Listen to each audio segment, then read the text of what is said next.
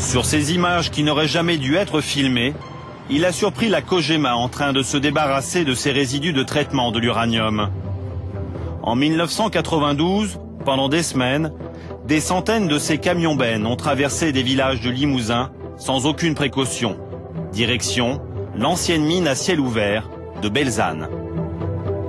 Avec ses 1 500 000 tonnes de déchets radioactifs, ce site devrait être classé en installation nucléaire de base.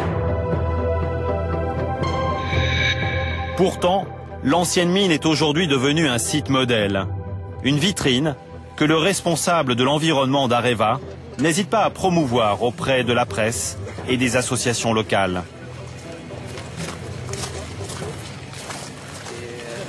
Aujourd'hui, dans ce stockage, on a les bouts de Saint-Pardoux, on a les bouts de l'étang de la Crousie et les bouts du dernier étang qui a été curé, c'est-à-dire les bouts de Belzane.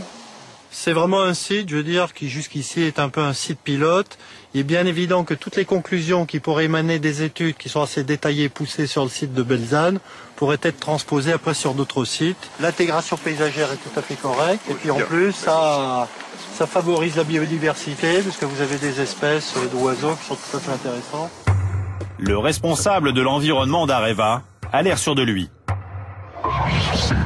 Pourtant, même l'Institut de radioprotection et de sûreté nucléaire considère que cette décharge fuit de toutes parts. Cet organisme, sous tutelle de 5 ministères, est la voix de la France pour la protection des populations en matière nucléaire. Pour le responsable du service de sûreté des déchets radioactifs, Belzane est tout sauf un site modèle.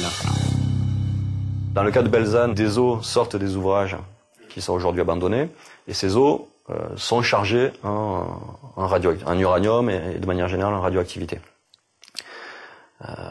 Donc aujourd'hui, on connaît la qualité de ces eaux et on sait que la qualité de ces eaux ne permet pas un rejet sans traitement vers le milieu environnant, vers le milieu naturel.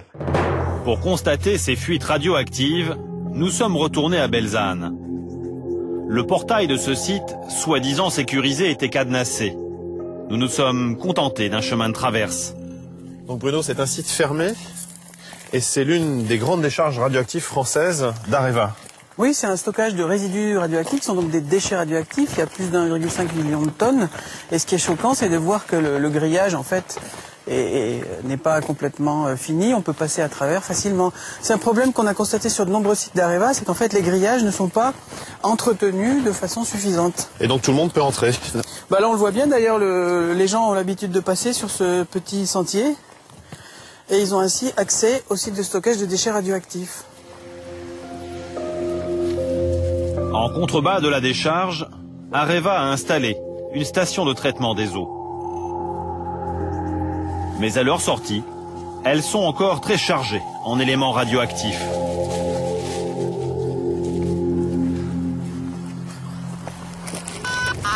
Ben là, ça pète tout de suite. Hein.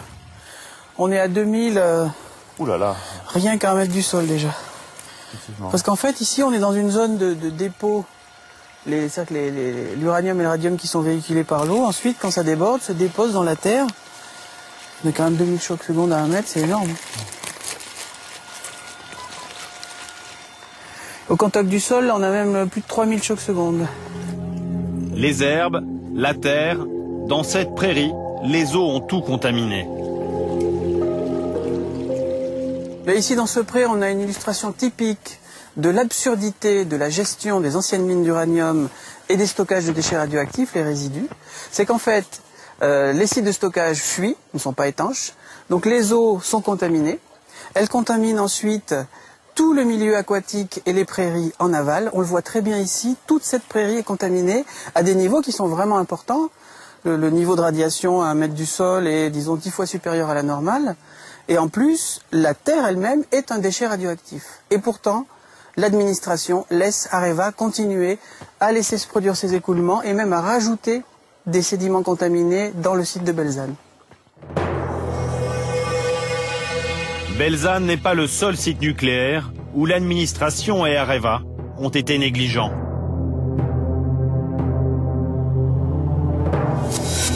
À Saint-Priest-la-Prugne, en Rhône-Alpes, on a aussi stocké des résidus. 2 millions de tonnes de boue radioactive entreposées à 1 mètre sous ses eaux. Ici aussi, le site est soi-disant sécurisé.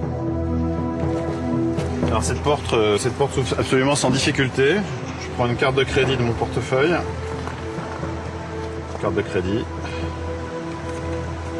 Voilà. Un site protégé.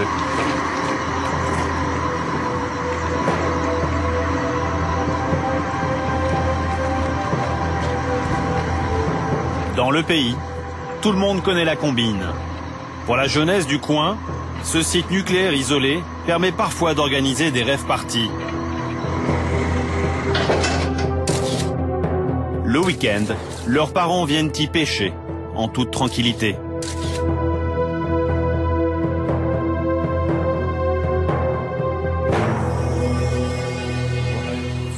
Ailleurs en France, la Cogema a légué aux populations d'autres cadeaux encore plus empoisonnés. Retour dans le Limousin avec Thierry Lamireau. Ce pionnier de la traque aux déchets nous emmène à contre-cœur à Margnac, l'une des anciennes mines. On est les mains nues, on n'a pas de protection respiratoire, on n'a rien, donc il faut peut-être pas trop y rester longtemps. Et comme moi personnellement, je m'en suis pris une bonne tapée depuis de nombreuses années, je souhaite pas y rester longtemps, quoi. Voilà. Notre compteur Gégère ne cesse de biper et Thierry Lamireau est inquiet. Car sous nos pieds, sur ce terrain, la Cogema a stocké en catimini des déchets très radioactifs.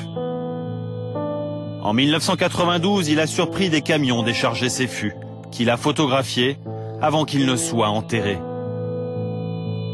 J'ai vu des camions qui arrivaient la nuit avec l'estampille de déchets radioactifs et qui balançaient tout là, hein, dans cet endroit-là. Officiellement, 176 000 fûts contaminés par le Yellow Cake, ce concentré d'uranium destiné à nos centrales nucléaires, ont été largués en pleine nature. Il y a eu toute une époque aussi, il y a tout un tas de fûts concassés ou pas, pleins ou pas, qui sont mis là, des milliers de fûts. Des milliers de tonnes de déchets radioactifs de nature inconnue que l'administration a laissé disparaître. Munis de ces preuves, les associations du Limousin ont décidé de porter plainte pour abandon de déchets, pollution et mise en danger de la vie d'autrui.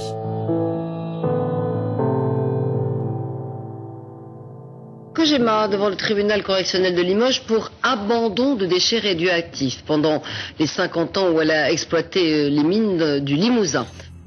En juin 2005, pour la première fois, la multinationale française du nucléaire se retrouve sur le banc des accusés au tribunal correctionnel de Limoges. À ce moment-là, les citoyens plaignants croient encore en leur justice. Nous prétendons qu'il y a véritablement un gros problème de pollution, un gros problème de déchets et il faut que la justice passe. 5 mois plus tard, c'est la consternation. Le 14 octobre 2005, la Cogema est relaxée. Elle sort du tribunal sans la moindre condamnation. Aujourd'hui, l'avocat qui soutenait les associations pense que la partie était perdue d'avance. Areva a profité d'une réglementation taillée sur mesure pour l'industrie nucléaire, un régime d'exception pour ces déchets radioactifs. Alors,